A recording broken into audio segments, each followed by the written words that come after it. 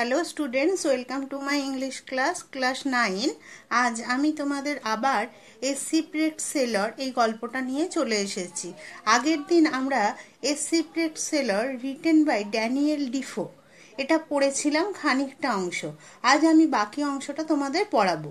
তার আগে চলো আমরা একটু মনে করে নিই যে আগের দিন আমরা এই গল্পটায় কি দেখেছিলাম। সিপ্রেট সেলর ড্যানিয়েল ডিফোর একটি বিখ্যাত নোভেল সিপ্রেট সেলর থেকেই নেওয়া হয়েছে। এখানে রবিনসন ক্রুশো নামে একটি ক্যারেক্টারের কথা বর্ণনা করা হয়েছে, যে কিনা জাহাজ ডুবি হয়েছিল। সেই নাবিক জাহাজ ডুবি হওয়ার ফলে একটি নির্জন দ্বীপের তটে 1659 সালের 30শে সেপ্টেম্বর পৌঁছেছিল। সেই দ্বীপে আর কোনো জনমানব ছিল না। সেখানে তিনি বেঁচে থাকার কোনো আশা দেখতে পাচ্ছিলেন না এবং তিনি তাই এই দ্বীপটার নাম দিয়েছিলেন হতাশার দ্বীপ। এবং সেখানে বেঁচে থাকার জন্য জাহাজের একটা ভাঙা অংশ থেকে জাহাজের মধ্যে যা কিছু ছিল, যেমন কাঠ, দড়ি, সুতো, পেরেক ইত্যাদি, এই সমস্ত জিনিসগুলো তিনি সংগ্রহ করেছিলেন। তাঁবু বানাবার জন্য কিছু কাপড়, এই সমস্ত। তারপর সেই হতাশার দ্বীপ থেকে তিনি বেরিয়ে আসার না কোনো পথ পেয়ে ভাবলেন যে এখানেই তাকে সারা জীবনটা কাটাতে হবে। তাই খুঁজে খুঁজে একটা জায়গা তিনি বের করলেন। পাহাড়ের ধারের একটা সমতল অংশে কিছুটা তিরপল দিয়ে একটা তাঁবু তৈরি করলেন এবং বন্য জন্তুদের হাত থেকে বাঁচবার জন্য কাঠ কেটে বেড়া দিলেন।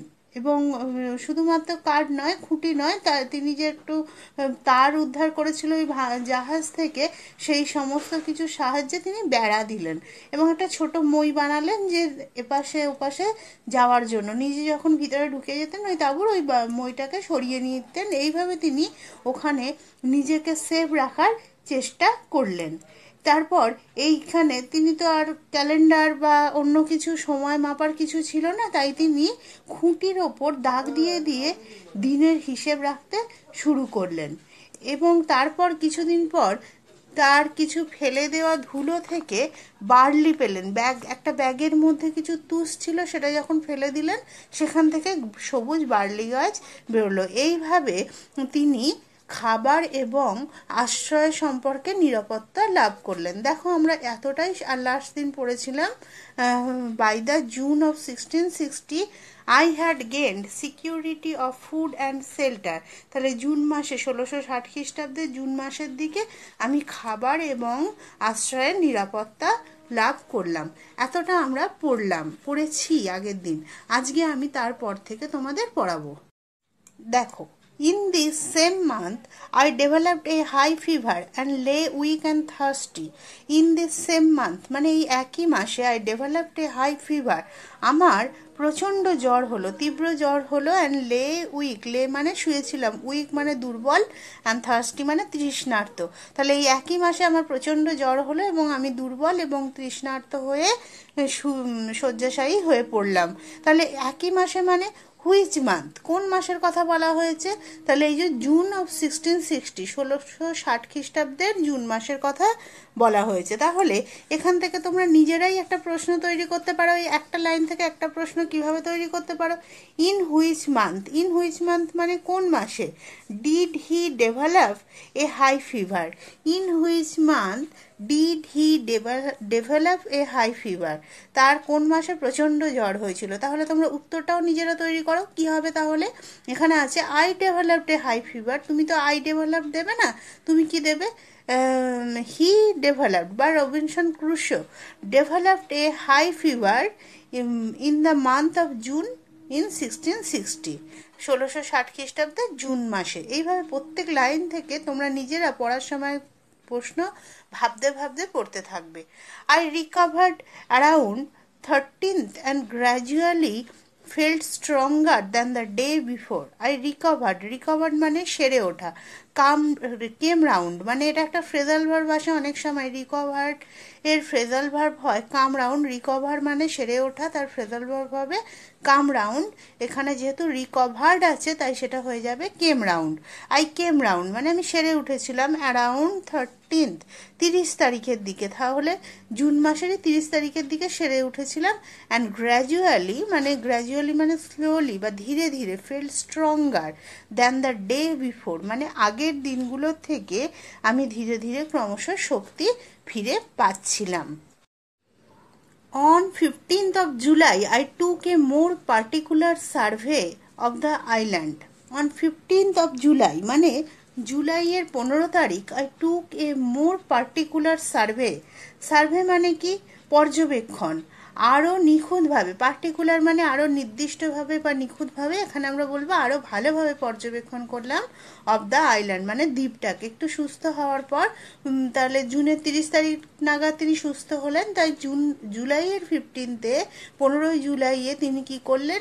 ওই দ্বীপটা আরও ভালো করে পর্যবেক্ষণ করলেন। তাহলে আবার এখান থেকে তোমরা একটা কোশ্চেন বানিয়ে ফেলো, তাহলে কি করতে পারো?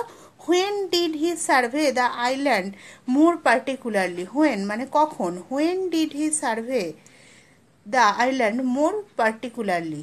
তাহলে আরও ভালোভাবে তিনি কবে দ্বীপটা পর্যবেক্ষণ করলো? তাহলে কি লিখবে?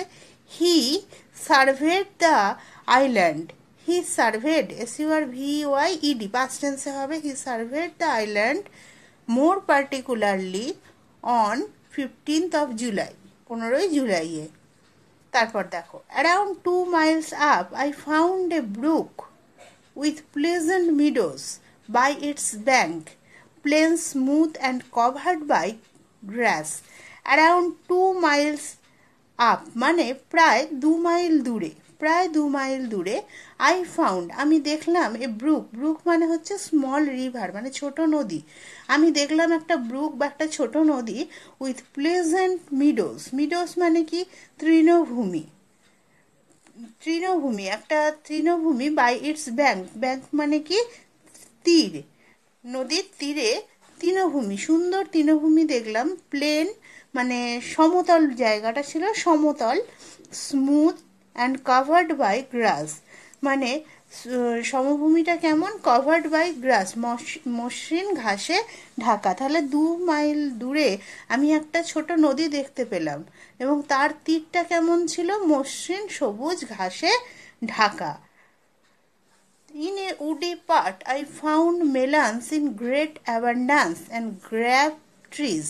In a woody part, woody part মানে একটা জঙ্গলময় অংশে, মানে ওই নদীর তীরে, সেখানে তো তৃণভূমি দেখলো, আবার একটু বন মতো আছে, মানে জঙ্গল মতো আছে। সেখানে কি আই ফাউন্ড আমি পেলাম, কি পেলাম? মেলন্স। আমরা বলি ওয়াটার মেলন্স মানে তরমুজ, মেলন্স মানে তরমুজ জাতীয় ফল। In great abundance, great abundance মানে প্রচুর পরিমাণে। আমি সেখানে তরমুজ পেলাম কি? প্রচুর পরিমাণে। And grab trees, grab trees মানে কি? আঙুর গাছ। শুধু যে তিনি তরমুজ খুঁজে পেলেন সেখানে তা নয়, তার সঙ্গে আঙুরের গাছও পেলেন। The grapes were ripe and rich, গ্র্যাপসগুলো মানে ওই আঙুরগুলো কি ছিল? রাইপ, রাইপ মানে পাকা, অ্যান্ড রিচ, রিচ মানে রসালো, বেশ উৎকৃষ্ট, মানে বেশ ভালো, মানে রসে টইটুম্বুর করছে আর কি। ফার্দার ইনটু দ্য ল্যান্ড, ল্যান্ডের আরও ভেতরে মানে স্থলভাগের আরও ভেতরে তিনি চলে গেলেন আর একটু দূরে। আই ফাউন্ড আমি দেখলাম a great number of cocoa, great number of মানে প্রচুর পরিমাণে, great number of cocoa, orange and lemon trees. Cocoa, orange মানে কমলা লেবু, অ্যান্ড লেমন ট্রিস মানে লেবু গাছ। তার মানে তিনি প্রচুর ফল খুঁজে পেলেন। 15 তারিখ তিনি যখন দ্বীপটাকে আরও ভালো করে পর্যবেক্ষণ করার জন্য বেরোলেন, সেখানে নদীর তীরে একটা কি দেখলেন? ঘাসে ঢাকা একটা সমভূমি দেখতে পেলেন, আর একটা জঙ্গলের মধ্যে প্রচুর পরিমাণে তরমুজ আর বেশ ভালো জাতের পাকা পাকা আঙুর পেলেন, এবং আরও একটু যেতে তিনি কোকোয়া, কমলা লেবু এবং এমনি লেবুর গাছ দেখতে পেলেন। I carried great parcels of fruit homeward and the journey took me 3 days.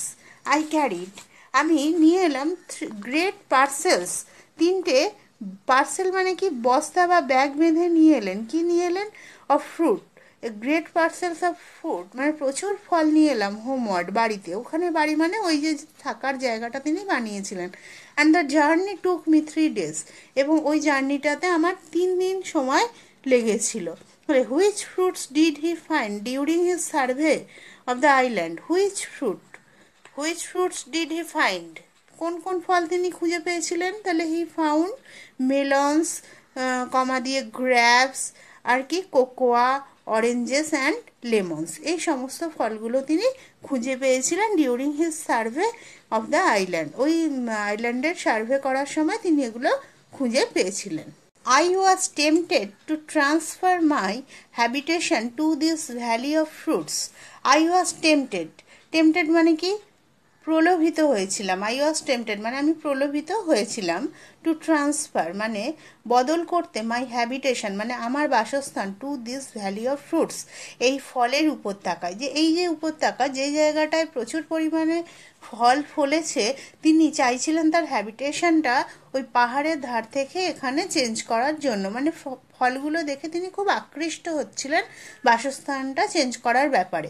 I did not আমি করলাম না, বিকজ কারণ আই স্টিল হোপড আমি তখনও আশা করছিলাম, to be rescued by some passing ship on the sea কেননা তখনও আশা করছিলাম যে সমুদ্রের ওপর দিয়ে কোনো জাহাজ পাস করার সময় মানে আমাকে উদ্ধার করবে। তাহলে why did Robinson Crusoe not transfer his habitation, তিনি কেন তার হ্যাবিটেশন ট্রান্সফার করলেন না? তাহলে he did not change or transfer his habitation because he hope that some ship would rescue him, কেননা তিনি মানে আশা করছিলেন যে কোনো জাহাজ হয়তো তাকে উদ্ধার করবে। I did not want to enclose myself in hill and woods. I did not want আমি চাইনি, টু এনক্লোজ মানে বদ্ধ করে রাখা, মাইসেলফ নিজেকে আমি নিজেকে বদ্ধ করে রাখতে চাইনি, ইন হিল অ্যান্ড উডস এই পাহাড় এবং জঙ্গলের মধ্যে, জঙ্গল এবং পাহাড়ের মধ্যে নিজেকে আবদ্ধ করে রাখতে চাইনি। I stayed in view of the sea আমি তাই থেকেছিলাম কোথায়? In view of the sea সমুদ্র দেখা যায় এমন জায়গায়, যেখানে তিনি থেকেছিলেন সেখান থেকে সমুদ্র দেখা যায়। 10 months had passed since I had set foot on this island. 10 months had passed মানে 10 মাস কেটে গেছে। সিন্স যখন থেকে, আই হ্যাড সেট ফুট আমি পা রেখেছি, অন দিস আইল্যান্ড এই দ্বীপে, তাহলে এই দ্বীপে পা রাখার পর থেকে আমার 10 মাস সময় কেটে গেছে। Previously I had no lamp after dark, previously মানে আগে, আই হ্যাড নো ল্যাম্প আমার কোনো ল্যাম্প মানে বাতি ছিল না, আফটার ডার্ক অন্ধকার হয়ে যাওয়ার পরে, তাহলে যখন সন্ধে নেমে যেত আগে তার কোনো বাতি ছিল না। কি করে থাকবে? সব তো জাহাজ দুর্ঘটনায় সমস্ত কিছু ধ্বংস হয়ে গেছে, আর ওই আইল্যান্ডে যেহেতু মানুষ থাকে না তাই আলোর কোনো ব্যবস্থাই নেই। I collected a little tallow আমি সংগ্রহ করলাম একটু, আ লিটিল মানে অল্প, এটা আনকাউন্টেবল নাউনের ক্ষেত্রে আ লিটিল বোঝাতে, অল্প বোঝাতে আ লিটিল এই ফ্রেজটা ব্যবহার করা হয়। আমি সংগ্রহ করলাম লিটিল অল্প ট্যালো, ট্যালো মানে কি?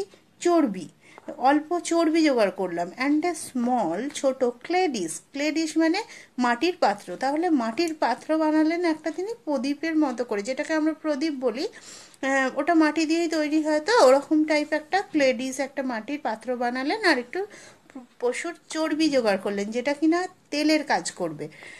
টু দিস তার সঙ্গে আই অ্যাডেড আমি যোগ করলাম এ উইক মানে হচ্ছে সলতে, আমি তার সঙ্গে একটা সলতে যোগ করলাম। I had Das made myself A lamp, এইভাবে মেড মাইসেলফ মানে আমি নিজেই বানিয়ে ফেললাম এ ল্যাম্প, একটা ল্যাম্প বানিয়ে ফেললাম। তাহলে how did he make a lamp, তিনি কিভাবে একটা ল্যাম্প বানিয়েছিলেন? How did he make a lamp, তিনি কিভাবে একটা ল্যাম্প বানালেন? তাহলে অ্যাট ফার্স্ট প্রথমে he collected a little tallow and a small dish clay dish, তাহলে অ্যাট ফার্স্ট সবার প্রথমে তিনি একটু চর্বি এবং একটা মাটির পাত্র জোগাড় করলেন। Then he added a week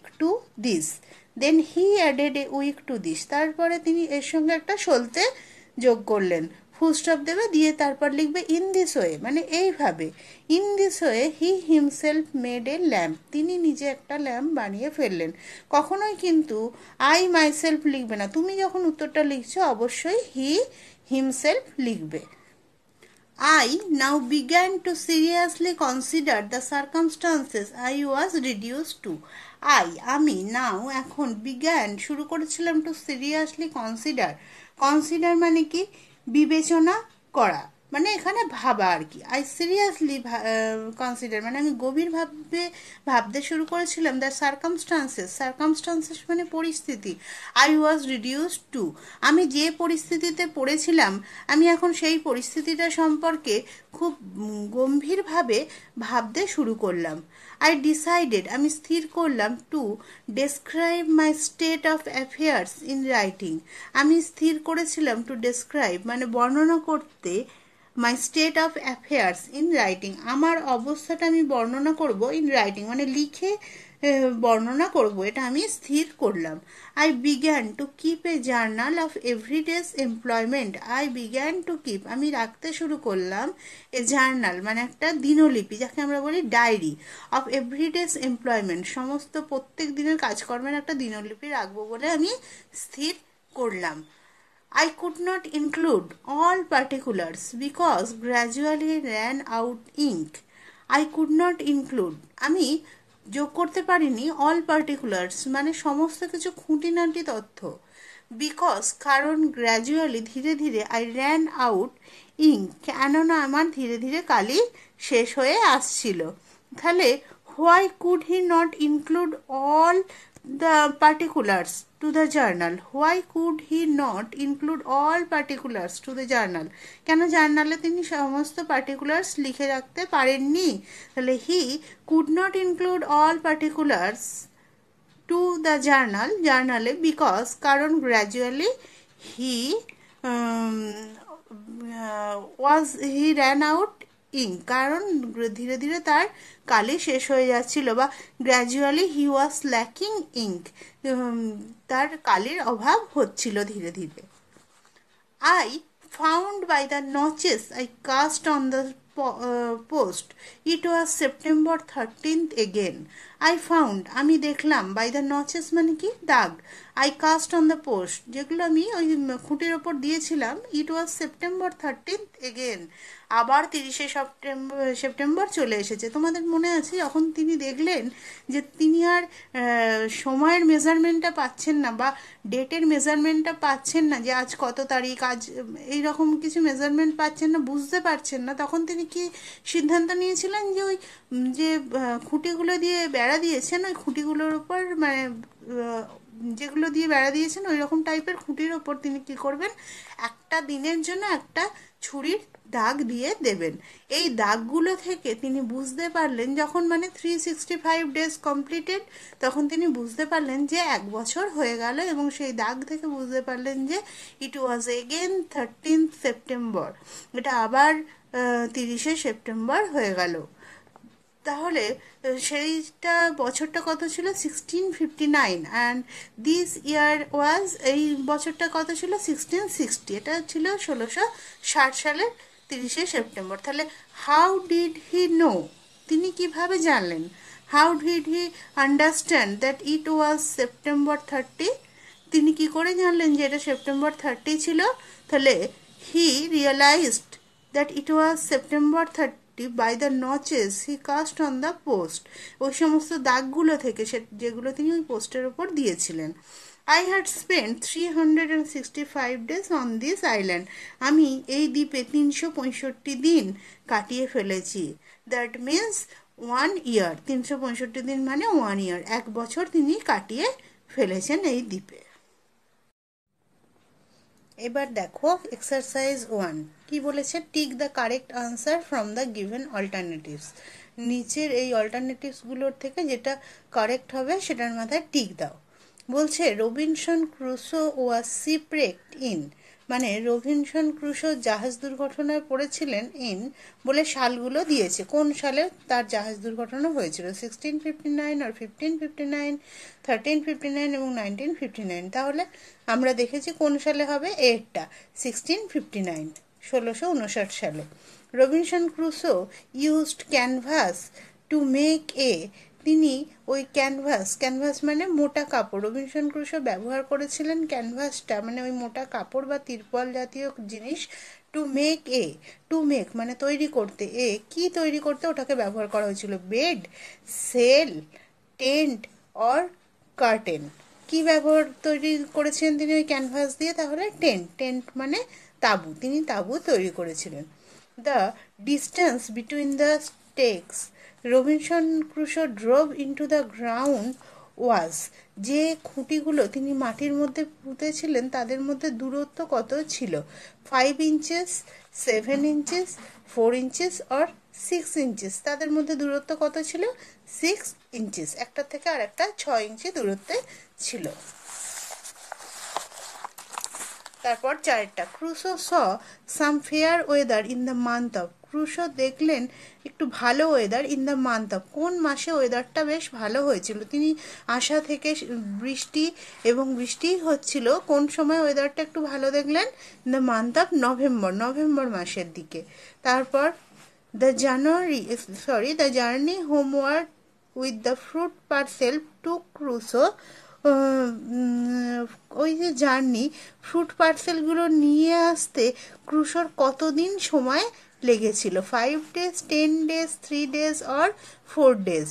কদিন সময় লেগেছিল ওগুলো নিয়ে আসতে পার্সেলগুলো? 3 days, 3 দিন সময় লেগেছিল। দেখো এবার এক্সারসাইজ 2, সেখানে কি বলেছে? Answer the following questions within 15 ওয়ার্ডস, 15টা শব্দের মধ্যে নিচের প্রশ্নগুলোর উত্তর দাও। আমি এখানে তোমাদের সামনে উত্তরটা লিখব এবং তা দেখে তোমরা নিজেরা কিভাবে উত্তর লিখতে হয় সেটা লেখার চেষ্টা করবে পরীক্ষার সময়, যাতে তোমরা নিজেরা একটা সঠিক সেন্টেন্সে উত্তরটা দিতে পারো।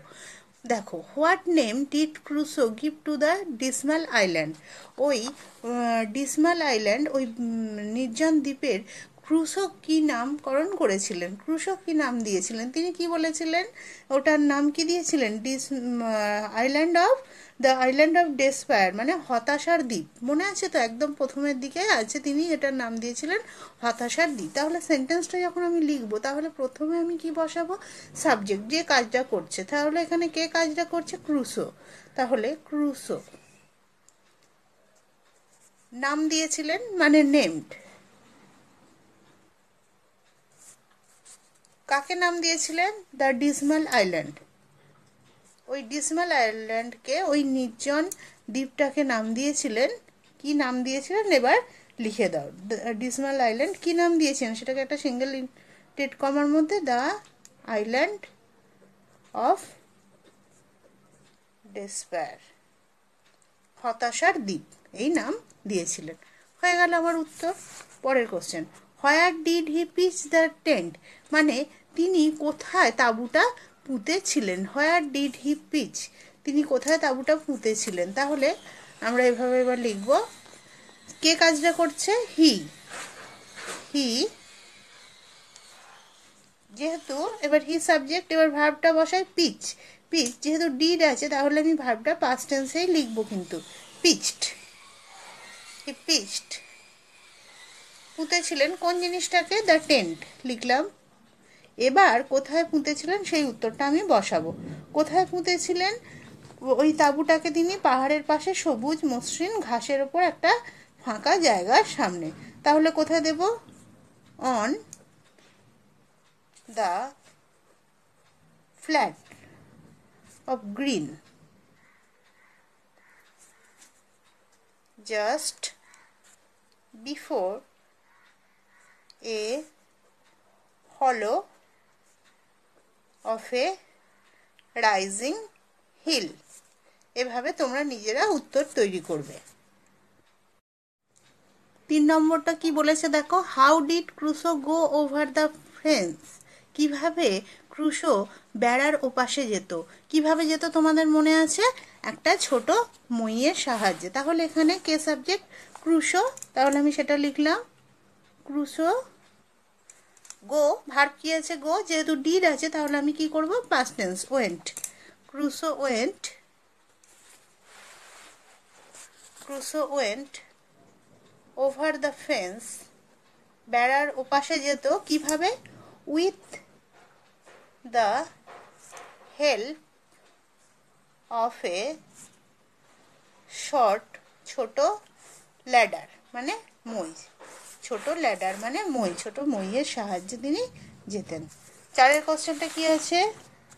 Why did he keep a journal, তিনি কেন একটা জার্নাল রেখেছিলেন, মানে কেন একটা ডায়েরি রেখেছিলেন? তাহলে ঠিক এখানে আবার সাবজেক্ট দিয়ে শুরু করো, হি। হি ভার্ব কি আছে? কিপ, যেহেতু ডিড আছে তাই কিপের পাস্ট টেন্স। কেপ্ট, কি রেখেছিলেন? A journal, he kept a journal.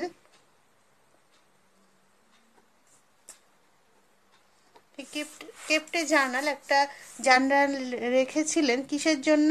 লেখার জন্য। টু রাইট ডাউন, লিখতে, হিজ এভরি ডেজ, প্রত্যেক দিনের কাজকর্ম, activities. To write down his every day's activities, রোজের কাজকর্ম লেখার জন্য তিনি জার্নালটা রেখেছিলেন। দেখো এবার এক্সারসাইজ 3, এখানে কি বলেছে? Answer the following questions within 25 ওয়ার্ডস, মানে 25 শব্দের মধ্যে তোমাকে কোশ্চেনগুলোর উত্তর দিতে হবে। একটা, what were the items Robinson Crusoe collected from the wrecked ship, মানে কি ছিল জিনিসগুলো যেগুলো রবিনসন ক্রুসো সংগ্রহ করেছিল ওই দুর্ঘটনাগ্রস্ত জাহাজ থেকে। তাহলে এখানেও তাই, সাবজেক্ট আগে বসাই, কে কাজটা করছে? রবিনসন ক্রুসো, তাই রবিনসন ক্রুসো। ভার্ব কি? কালেক্ট, কালেক্টেড, তিনি সংগ্রহ করেছিলেন, কালেক্টেড। এবার জিনিসগুলোর নাম আমাকে দিতে হবে। তোমরা বইটা খুলবে এবং দেখবে জিনিসগুলোর নাম কি কি আছে। সাম উড, কাঠ, কেবল। আমরা বইটা খুলে একবার দেখে নিই জিনিসগুলোর নাম কি কি ছিল।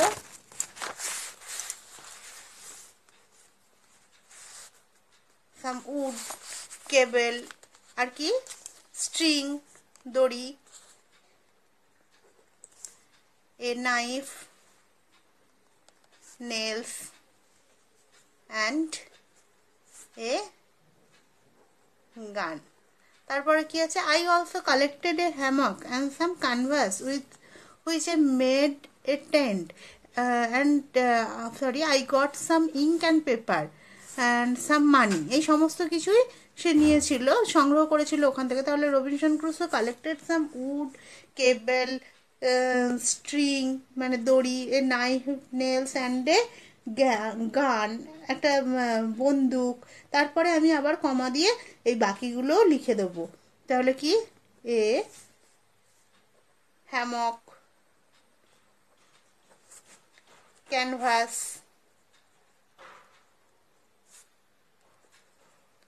সাম ইঙ্ক,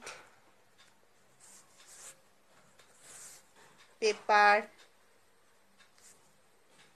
অ্যান্ড সাম মানি। এই সমস্ত কিছু জিনিস তিনি জাহাজ থেকে সংগ্রহ করেছিলেন। এই হয়ে গেল একের উত্তর। দুয়েরটা দেখো কি বলেছে? How did Crusoe keep track of the number of days he spend on the island, Crusoe কিভাবে হিসেব রাখতো কতগুলো দিন সে এই দ্বীপে রেখেছে, কতগুলো দিনে সেই দিনের হিসেব সে কিভাবে রাখতো। চলো আমরা দেখি যেখানে লেখা আছে। কি দেওয়া আছে বইয়ের মধ্যে? To prevent this I cut with my knife upon a large post the date of my landing, I put a notch with my knife for every day. তাহলে আমরা কি লিখবো? সবার প্রথমে, অ্যাট ফার্স্ট, সবার প্রথমে তিনি কি করলেন? তার ল্যান্ডিংয়ের ডেটটা একটা বড় পোস্টের ওপর তিনি লিখলেন, একটা বড় খুঁটির ওপর। At first he cut with his knife, এখানে আছে I cut with my knife, তো আমরা লিখব he cut with his knife upon a large post the date of his landing, তার ল্যান্ডিংয়ের দিনটা তিনি লিখলেন। দেন হি পুট এ নচ, তারপরে তিনি একটা করে দাগ দিতে লাগলেন উইথ হিজ নাইফ, তার ছুরি দিয়ে, ফর এভরিডে, প্রত্যেক দিনের জন্য। ইন দিস ওয়ে মানে এইভাবে, ইন দিস ওয়ে এইভাবে কি আছে কোশ্চেনটা? Crusoe kept, Crusoe in this way Crusoe kept track of the number of days he spent on the island.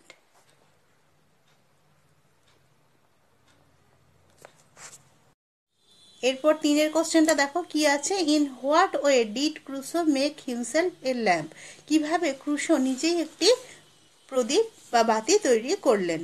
তাহলে আমি আগেও এটা তোমাদের লিখিয়েছি বলেছি, এবার লিখে দেখাচ্ছি কিভাবে লিখবে। অ্যাট ফার্স্ট, সবার প্রথমে ক্রুসো কালেক্টেড